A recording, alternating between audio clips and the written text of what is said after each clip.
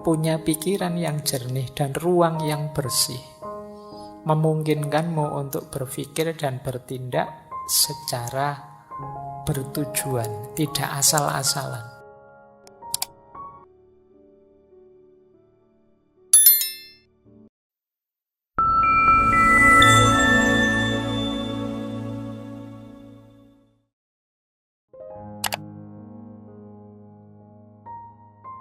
Assalamualaikum warahmatullahi wabarakatuh.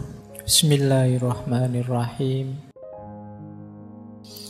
Isi pikiran kita itu mungkin sudah banyak yang kadaluarsa, yang out of date, yang kotor, yang ngeres, yang ruwet, yang bulet, dan lain sebagainya. Ayo bersih-bersih.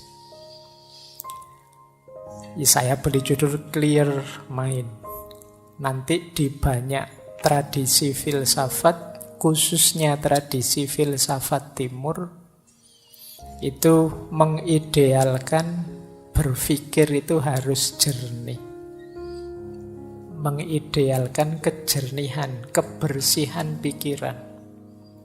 Tidak sekedar teknik berpikir yang canggih, tapi pikiran itu sendiri harus bersih, harus jernih, tidak terkontaminasi oleh hal-hal yang dianggap negatif.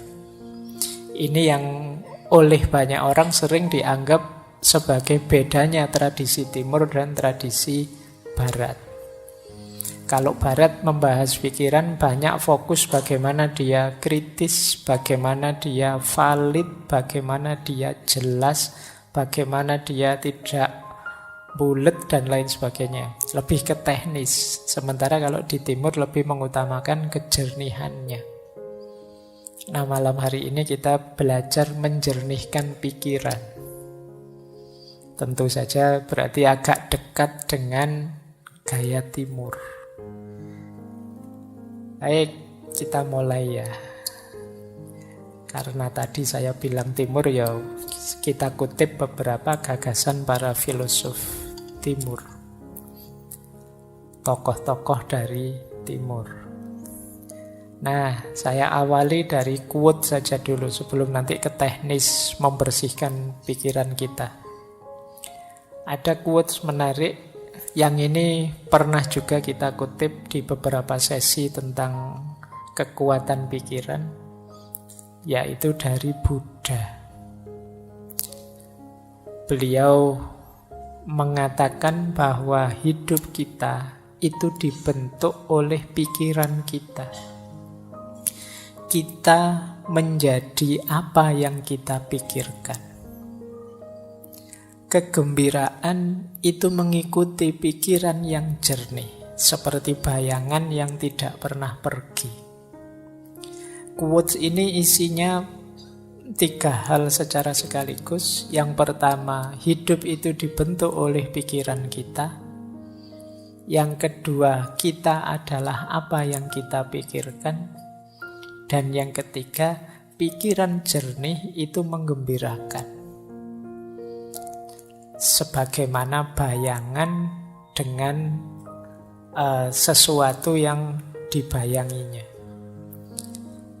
Jadi kalau orang kok pikirannya jernih, otomatis gembira. Kenapa kok kita galau? Kemungkinan pikiran kita ruwet. Jadi tidak karu-karuan, itu terus kita sedih. Tapi kalau pikiran kita jernih, oh yang salah ini, yang benar ini. Oh yang cocok ini, yang tidak cocok ini. Kalau tegas jelas, itu kan kita senang, gembira, lega. Tapi kok masih banyak kerumitan-kerumitan, keruwetan-keruwetan, tidak jernih, itu biasanya kita masih galau. Maka kegembiraan itu mengikuti pikiran yang jernih. Dan diri kita itu dibentuk oleh pikiran kita.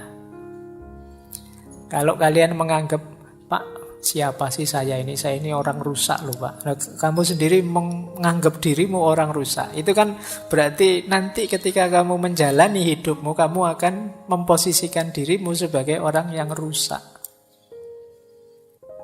Jadi kita adalah pandangan kita sendiri, pikiran kita sendiri tentang diri kita. Nah, teman-teman boleh flashback ke belakang ya. Selama ini saya itu orang kayak gimana sih? Itu kemungkinan besar berawal dari pikiran kita sendiri. Jadi, mungkin kalau bahasa jauhnya, tidak penting kamu ganteng beneran apa tidak. Yang penting apa? Kamu merasa ganteng. Orang itu merasa ganteng saja, itu kan gayanya kayak orang paling ganteng sedunia kan sudah. Jadi meskipun secantik apapun kalian, seganteng apapun kalian, kalau pikiranmu, saya itu Pak, ya gayamu juga merasa seperti orang yang biasa saja. Jadi kita adalah sejauh yang kita pikirkan. Hidup kita dibentuk oleh pikiran kita. Maka hati-hati dalam berpikir. Jangan berpikir yang aneh-aneh, yang rusak-rusak, yang kacau-kacau, karena itu akan jadi diri kita. Kalau ada peribahasa dalam bahasa Inggris yang isinya to know is to be. Tahu itu sama dengan menjadi sesuatu. Apa yang ada di pikiran kita, seperti itulah nanti hidup kita. Kalau kita isi dengan hal-hal yang positif, ya hidup kita akan menjelma positif. Tapi kalau pikiran kita isi dengan banyak hal negatif, ya kita akan jadi orang yang negatif. Nah, ini pesan besar pertama ya, pentingnya pikiran. Makanya kata Imam Ghazali, pikiran itu pasukan kita yang paling kuat. Pikiran itu mungkin bukan penentu, tapi dia yang paling powerful, paling berpengaruh dalam hidup kita. Yang banyak menentukan hati.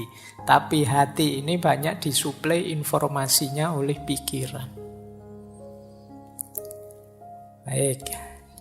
Coba ya bayangkan kalian ngaji tadi berangkat sambil membayangkan, wah nanti ngajinya mesti lama 2 jam. Mesti itu. Ya, jadi kamu duduk baru 1 detik, 2 detik pertama, itu pikiranmu sudah 2 jam yang akan datang. Ini masih lama 2 jamnya ya masih. Jadi kamu belum ngalami saja, rasanya sudah lebih dari 2 jam kamu duduk di sini. Itu karena pikiran. Kayak puasa besok, itu kan biasanya ada itu yang ngitung-ngitung kapan Idul Fitrinya. 5 hari lagi Lebaran, 4 hari. Jadi Lebarannya rasanya sebenarnya masih belum datang, tapi seolah-olah itu conditioning pikirannya itu sekian hari lagi, sekian hari lagi. Itu pikiran. Kita tidak bisa menikmati Ramadan karena mikir kapan Idul Fitrinya. Nanti hari pertama sudah dihitung, 30 hari lagi Lebaran. Ayo mikirnya wis tekan Lebaran. Baru terawih hari pertama. Jangan-jangan kalau pas terawih hari pertama kita pikirannya nanti Lebaran mudiknya tanggal berapa ya, bajuku sudah berapa ya, harus mikirnya Lebaran. Nggak mikir Ramadannya. Barang siapa yang begitu datang Ramadan seneng, itu diharamkan neraka. Begitu Ramadan datang kamu seneng, tapi Ramadannya sendiri datang kamu lupa. Yang hadir di pikiranmu lebih banyak Idul Fitrinya sama liburan kuliahnya. Jadi kupuh prei sama seneng-seneng Idul Fitrinya sampai lupa Lebaran. Itu pikiran. Hidupmu, gayamu, orientasimu ya ditentukan oleh pikiran. Maka penting pikiran yang jernih. Ada lagi kalimat dari Zhuangzi. Kalau ini salah satu tokoh dari Taoisme. Dulu pernah kita bahas khusus beliau ini. Kata dia begini, mereka yang mengikuti Tao. Tao itu artinya jalan. Ini konsepnya mungkin agak dekat dengan kalau dalam Islam ada thariqat, sama-sama jalan. Meskipun definisinya agak harus didalami lagi, tidak sederhana tahu itu. Tapi siapa yang mengikuti tahu pasti memiliki pikiran yang jernih. Orang yang pikirannya jernih ini mereka tidak membebani pikiran mereka dengan kecemasan. Dan luwes, lentur, mudah menyesuaikan diri dengan kondisi eksternal. Ini cirinya orang yang pikirannya jernih. Orang yang mengikuti jalan pikirannya akan jernih. Kalau pikirannya jernih, dia ini mudah menyesuaikan dengan kondisi situasi di sekelilingnya dan tidak mudah cemas. Kalau teman-teman kok merasa sering cemas, kemungkinan pikirannya belum jernih. Saya tidak bilang tidak jernih ya. Nanti kalau kamu tersinggung. Jadi pikiranmu mungkin belum jernih. Perlu dijernihkan kembali. Malam hari ini kita latihan pelan-pelan nanti menghadapi pikiran yang tidak jernih ini. Saya tambah 3 lagi dari beberapa. Yang pertama dari Erich Fromm, psikolog, psikoanalis, filosof yang pernah kita bahas tentang cinta. Kata dia, punya pikiran yang jernih dan ruang yang bersih memungkinkanmu untuk berpikir dan bertindak secara bertujuan, tidak asal-asalan. Jadi kalau pikiran kita jernih itu mengorientasikan tindakan itu enak. Tapi kalau pikiran kita ruwet, kadang kita tidak tahu kenapa melakukan ini, kenapa melakukan itu. Pokoknya isinya pikiran bulat. Nah, ini membuat kita bertindaknya juga tidak kontrol. Karena pikiran menentukan diri kita. Atau kata yang dari India, Naval Ravikant. Ini sebenarnya bisnismen, tapi juga penulis. Kata dia, kita mengatakan bahwa kita menginginkan peace of mind.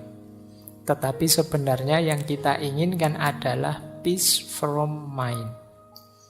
Nah, ini menarik. Kata Ravikant ini, kita itu kan sering bilang saya ingin tenang. Pikiranku ingin tenang, peace of mind. Tapi sebenarnya bukan pikiranku ingin tenang, tapi peace from mind. Peace from mind itu mungkin mudahnya kita definisikan ada banyak hal yang harus kita buang, kita sisihkan yang ada di pikiran kita itu. Karena mungkin tidak penting, tidak urgent. Dari situ terus muncul ketenangan. Ini namanya peace from mind. Tidak sekedar peace of mind. Peace of mind itu mungkin sifatnya tidak bisa lama. Tenang dulu sebentar, kayak kalau kemarin pakai teorinya Schopenhauer kan pakai musik saja bisa untuk peace of mind. Tapi kalau peace from mind, membersihkan pikiran dari hal-hal yang tidak penting, tidak jelas, tidak ada gunanya, itu akan menenangkan. Nah, silahkan nanti teman-teman ya, boleh dicermati isi kepala kita itu selama ini apa saja sih. Bisa tidak teman-teman coba dibayangkan sejak tadi pagi sampai malam hari ini, itu sempat mikir apa saja. Berapa banyak yang dipikirkan itu hal-hal penting, dan berapa banyak hal-hal biasa saja, dan berapa banyak hal-hal tidak penting. Atau jangan-jangan ada pikiran-pikiran yang merusak, pikiran-pikiran negatif. Nah, kita jarang ya mencermati pikiran kita sendiri. Kira-kira yang paling mempengaruhimu itu pikiran-pikirannya siapa? Atau pikiran yang seperti apa? Atau berita informasi yang seperti apa? Terus kamu nilai, ini penting enggak sih? Ini ada gunanya enggak sih? Kayak filternya Socrates dulu itu. Ini kalau saya enggak tahu, ada gunanya enggak sih untuk hidupku? Terpengaruh enggak sih saya kalau saya enggak tahu ini? Coba ya nanti kamu cek lagi. Kalau masih bingung juga caranya gimana sih Pak? Kamu buka WA-mu sajalah. WA grup atau WA yang kamu sendiri. Itu kira-kira info-info di situ itu hal-hal penting. Atau ya, isinya iseng semua saja. Semuanya isinya share, komen, like, dan isinya bongso ngono-ngono kuwi. Semuanya copy paste. Nah, kira-kira kalau kamu ndak ngerti itu, kira-kira ada gunanya ndak sih? Kalau misalnya dicoba ya, coba kalau ndak usah kamu baca info-info di grup-grup WA-mu itu 1-2 hari saja. Terus hari ketiga kamu buka, kamu ketinggalan informasi banyak ndak sih? Ada hal penting yang terlewat ndak sih? Atau ya biasa saja itu Pak, saya bisa langsung ngikuti di hari ketiga itu, langsung bisa ngobrol lagi, ndak ada yang ketinggalan sama sekali. Oh berarti mungkin banyak pembicaraan yang ndak penting. Nah coba ya kamu sendiri yang ngecek sejauh mana sih aktivitasmu sehari-hari itu bermakna. Ayo sejak pagi sampai malam hari ini sudah melakukan apa saja? berapa persen dari yang kita lakukan itu hal penting, berapa persen hal rutin, dan berapa persen hal tidak penting. Nanti akan kelihatan siapa diri kita. Baik, saya lanjutkan. Ini yang terakhir, ada pandangan dari Paulo Coelho. Ini penulis. Tulisannya banyak, kata dia, santailah, biarkan pikiranmu menjadi kosong, dan kejutkan dirimu dengan harta karun yang mulai mengalir dari jiwamu. Jangan lupa, jiwa kita ini khazanah yang luar biasa. Kalau teman-teman mau membacanya. Nah, khazanah yang luar biasa ini sering terpendam, tidak muncul. Kenapa? Karena kita sibuk oleh hal-hal di luar diri. Sampah pikiran kita banyak sekali, luar biasa. Sehingga tidak bisa masuk lagi hal penting justru dari dalam diri kita sendiri. Maka kata Coelho, santailah coba. Tidak usah mikir apa-apa, biarkan dirimu jernih. Nanti ada banyak hikmah yang mengalir dari jiwamu. Ada banyak wawasan-wawasan yang mungkin mengejutkanmu. Jadi makanya kalimatnya, kejutkan dirimu. Betapa luar biasanya dirimu, cuma kamu tidak sadar saja. Baik ya, ini sebenarnya memprovokasi kita untuk berpikir jernih. Ayolah, menjernihkan pikiran. Hari ini banyak distraksi yang membuat kepala kita ruwet. Jadi saya sering didatangi teman-teman muda, mahasiswa dan lain sebagainya yang itu mengkonsultasikan sesuatu yang sifatnya hanya overthinking. Jadi sekedar cari ruwet saja. Yang tidak ada manfaat praktisnya, tidak ada manfaat idealis nilainya untuk hidup praktisnya. Nah ini tidak saya salahkan, ya tetap luar biasa, betapapun nambah wawasan, nambah ilmu itu bagus. Tapi kalau bahasa saintifiknya kurang tepat guna. Jadi ya nambah ilmu oke saja, nambah wawasan oke saja. Tapi kalau bisa ya yang paling tepat guna, manfaat untuk meningkatkan kualitas dirimu dan kualitas hidupmu. Jadi jangan hanya dipilih, wah rasanya ini menarik Pak. Ya kalau menarik ya banyak hal menarik, luar biasa. Tapi itu manfaat enggak untuk hidupmu? Penting enggak untuk peningkatan kualitas dirimu? Nah, baik, ya mumpung masih muda. Jadi kalau timbunan wawasanmu itu sesuatu yang manfaat, baik untuk dirimu dan untuk lingkunganmu, ya insya Allah nanti kalian akan jadi orang yang hidup seperti dijanjikan Allah. Semakin nambah ilmunya, semakin tinggi derajatnya.